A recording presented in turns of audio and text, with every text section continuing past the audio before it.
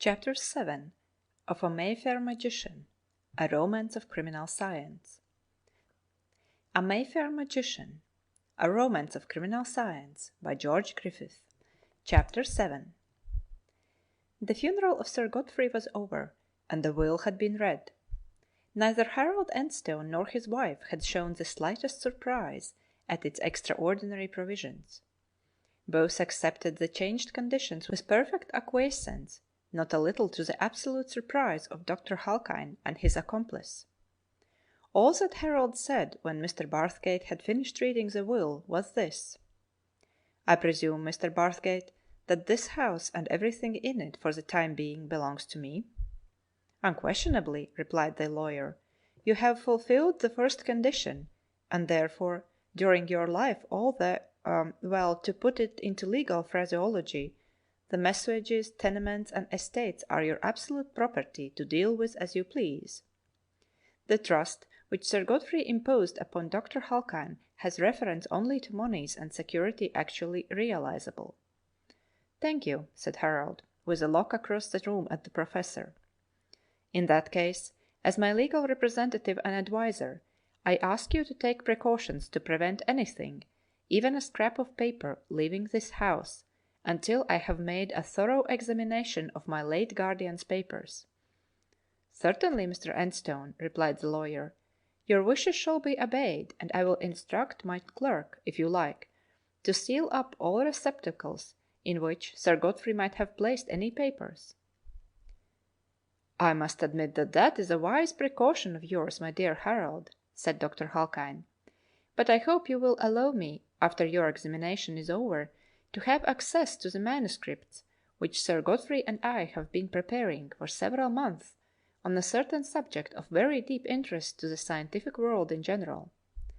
"I can make no promises," said Harold, rather stiffly, "until I have gone through everything.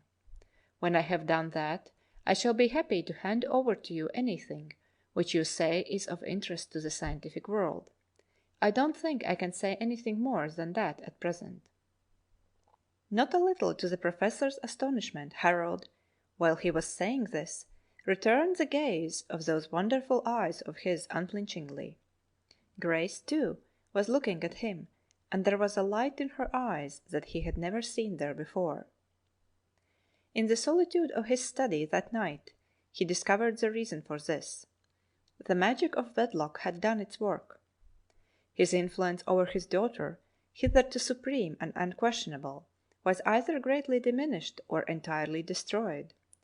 For his own purposes he had made her believe herself sufficiently in love with Harold Enstone to marry him. But there were deeper depths in the mysteries of the marriage union than even his philosophy had ever sounded.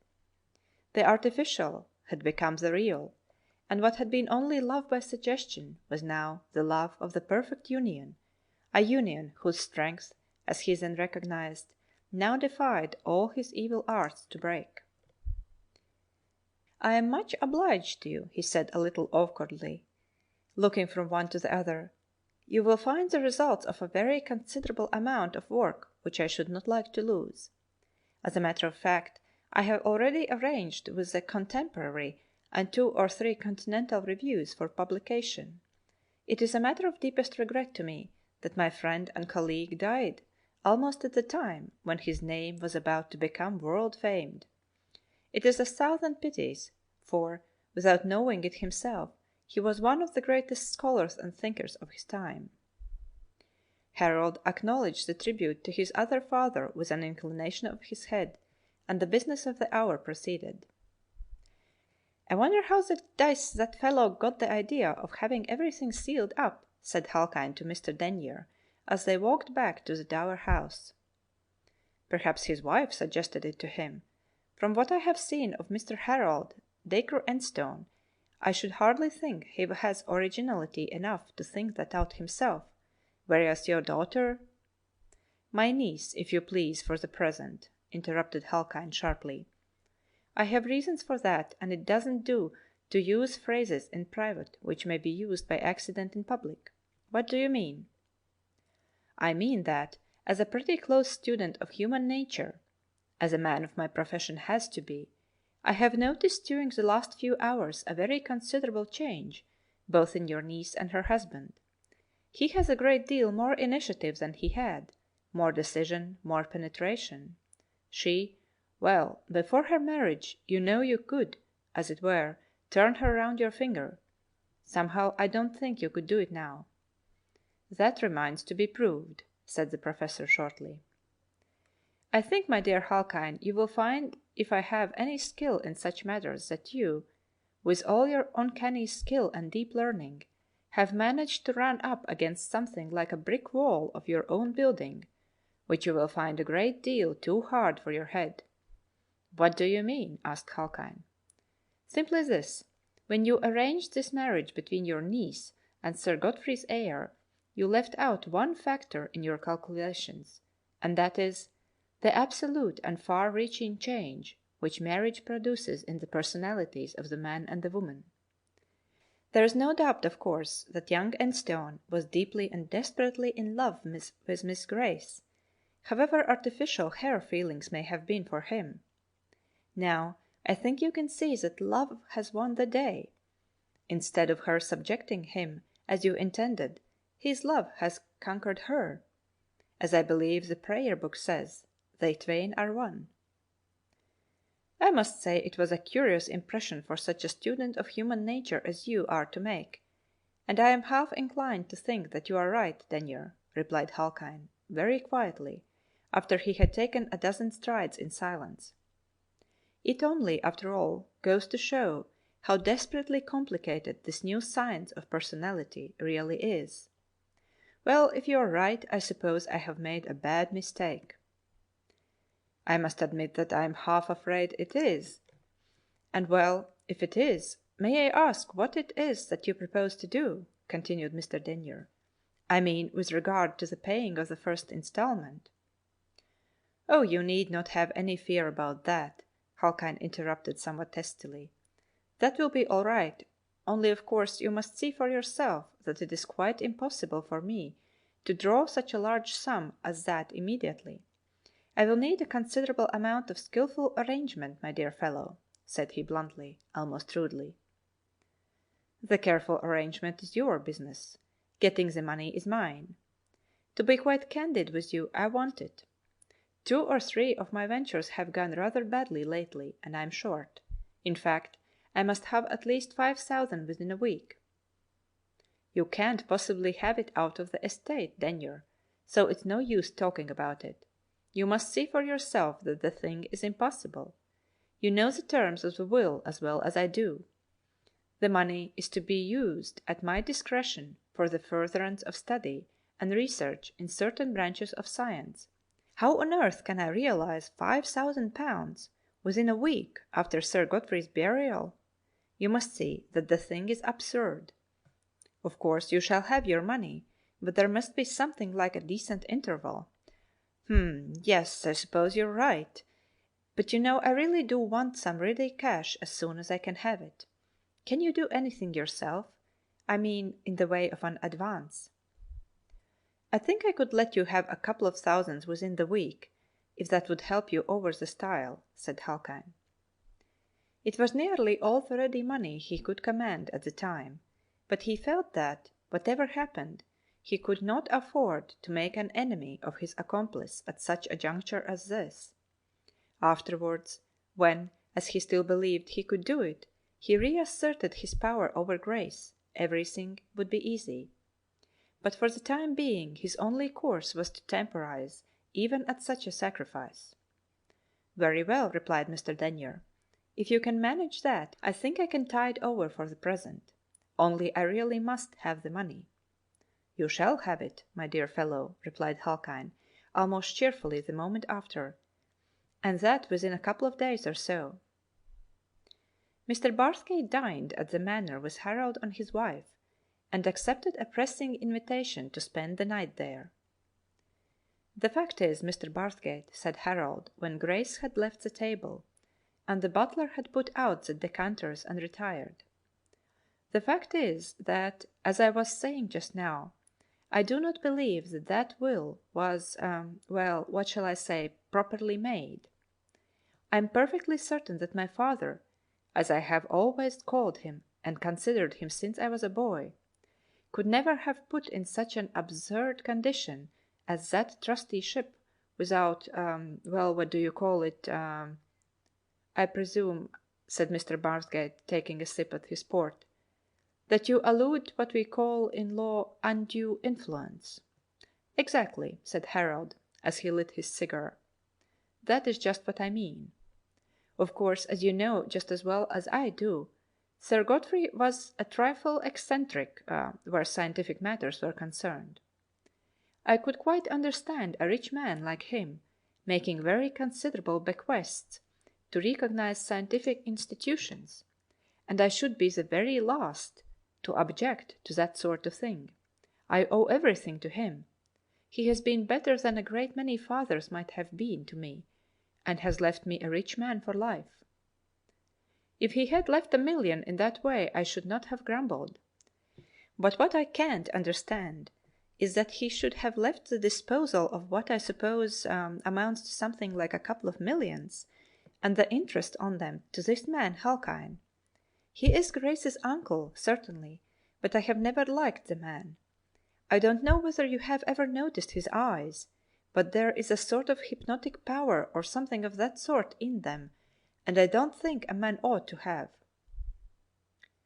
Yes, replied Mr. Barthgate slowly, I have noticed them.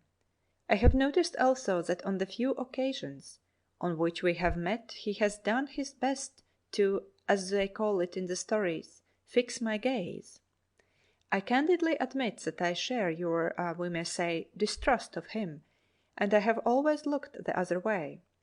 Still, he went on, looking contemplatively at the smoke curling from the end of his cigar, as your legal adviser, I ought to tell you that of all things in law, undue influence upon a testator in the making of a will is the most difficult to prove. It is of course quite possible that those wonderful eyes of his did influence Sir Godfrey to make that extraordinary will. But there is the fact that the instructions which were given to me were written in his own handwriting and signed with his usual signature. I am afraid there is no getting away from that. We may call it eccentricity or anything that we like, but the courts are occupied every day with the eccentricities of testators. And I need hardly remind you that the law recognizes absolutely the right of a man to do what he will with his own, provided always that he is sane, and that he executes his will in proper form. Now I really cannot see that there is any proof that Sir Godfrey was not absolutely sane when he gave me those instructions written by his own hand, and when he executed the will in my presence. In short, I am afraid, my dear Mr. Enstone, if you are contemplating anything like a contest of the will, I am bound to advise you that you haven't a leg to stand upon. I had better tell you that now than later. Whatever my private opinion of the matter may be, it is my duty to save you from the worry and expense of a lawsuit, which, I am afraid, could only have one end. Yes, replied Harold, leaning back in his chair and taking up his wine-glass. Of course you are perfectly right. All the same, I am certain that he did not write out those instructions of his own free will and accord, as they say. It's a most extraordinary thing, Mr. Barthgate, he went on rather awkwardly, after a little pause. But since I have been married to Grace, I seem to have acquired a curious kind of, I hardly know what to call it. It's a kind of insight, almost inspiration, one may say, that I certainly never had before. For instance, as I said, I never liked this Dr. Halkine. It was like the old rhyme about Dr. Fell. I could not tell why. Now, although I have not the slightest proof, I feel practically certain that he has been playing a double game all along, and that he, and not Sir Godfrey, is the author of these instructions. And he went on, leaning forward and putting his elbows on the table, what is more extraordinary still, Grace, who before we were married never had an evil thought of him, believes exactly as I do. Now what do you make of that? Everything and yet nothing, replied the lawyer, with a smile and slight shrug of his shoulders. Everything from what you might call the point of view of moral conviction, but as to the legal view, absolutely nothing. You see, my dear Mr. Enstone, the courts do not go upon convictions. I mean that kind of conviction. They want evidence, fact, proof. Of that you haven't a shred. I don't say that something cannot be discovered when you go through Sir Godfrey's papers. Happy thought, said Harold, emptying his glass and getting up. Let us go into the library and go through his writing desk. I had rather I had you with me when I did it. Grace can come too, because it is quite as much her business as it is mine. I am entirely at your service, said Mr. Barthgate, rising. For the rest of the night, if you like. I am the last man in the world to hold out anything like false hopes, but I may say quite candidly that I do sincerely trust that we may find something tangible to go upon, for, morally speaking, I am just as certain as you are that this Dr. Halkheim, with all due deference to your wife's uncle, is not exactly what he ought to be. He is a man, and anyone can see, of extraordinary abilities, perhaps too great abilities. And then, those eyes of his. As you say, I don't like them. In fact, quite between ourselves, I may say that, during a little conversation that I had with Sir Neville Alderson and Dr. Russell Thorpe, Sir Neville distinctly raised the question as to whether he was not one of a good many instances known to medical science of genius run mad. Said Harold, as they went towards the door. Criminal madness, I expect, if that's the case. End of chapter 7.